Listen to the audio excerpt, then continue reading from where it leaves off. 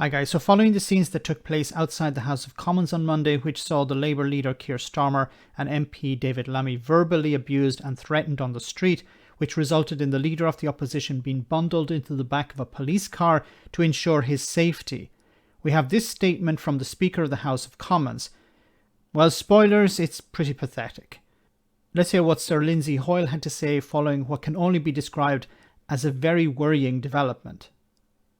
Before we start today's business, I want to say something about the disgraceful behaviour yesterday that was directed at the Right Honourable Member for Holborn and St Pancras and Tottenham.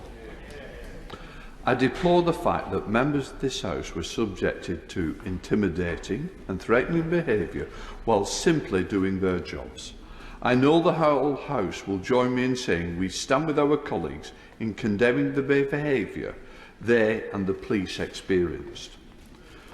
While I do not comment in detail on security matters on the floor of the Chamber, steps must be in place to keep pass holders secure as they enter and leave the parliamentary estate. I have requested a situation report from the Metropolitan Police via our security team on how this incident occurred. I understand that arrests have been made following yesterday's incident, and so it would be appropriate to not comment in detail. I know it's been reported that some abuse was directed at the Right Honourable Member, the Leader of the Opposition, yesterday, related to claims made by the Prime Minister in this chamber.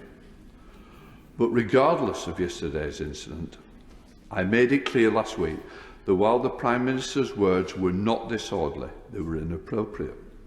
As I said then, these sorts of comments only inflame opinions and generate disregard for the House, and it is not acceptable. Our words have consequences, and we should always be mindful of that fact. And I won't be taking any punch for order as we now move on to the business. Someone online described this as forceful as a substitute teacher. And I wouldn't even go as far as that, because I think a substitute teacher would actually do a better job than Sir Lindsay Hoyle. Now, this is extremely dangerous because Boris Johnson, it's not some backbench MP that said something, and this was the result of the leader of the opposition being bundled into the back of a car in order to ensure his safety. This was the Prime Minister himself. Now, I think the least Lindsay Hoyle could ask is for him to ask for Boris Johnson to return to Parliament to correct the record. He can't force him, but he can ask him to do that. He can say, I'd like the Prime Minister, I've made a written request to the Prime Minister to return to Parliament to correct the record. If Boris Johnson doesn't, then it's out of his hands. But at least ask the Prime Minister to do that. And he's not even doing that. I've said before that I think the Speaker of the House wants a seat in the House of Lords. And if he keeps his nose clean, if he doesn't upset the apple cart too much, then that will be assured. But he's supposed to represent Parliament.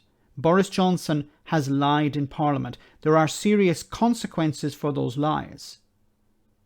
Now, imagine if the police had not been there, or there were not enough police officers there. What could have happened to Keir Starmer and David Lammy?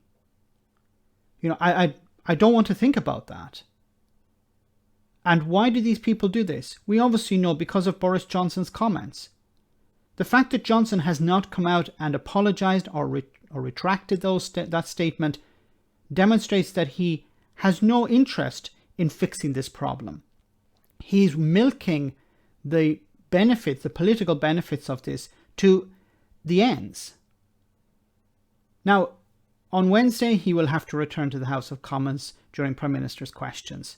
And no doubt he'll make some sort of half-arsed apology about how, well, you know, we need to respect each other and I'm here to respect the opposition. And then, of course, he'll present this as some sort of apology, hoping that we can just move on. But I think it's important for the Speaker of the House to ask Johnson, ask at least. He can't force him, but ask Johnson to correct the record. To say, yes, I was wrong, I'm here to correct the record. Otherwise, the people who abused Keir Starmer and David Lammy are going to continue. Maybe even more so. Let me know in the comment section, guys, what you think. As always, your comments are greatly appreciated. Thanks a lot.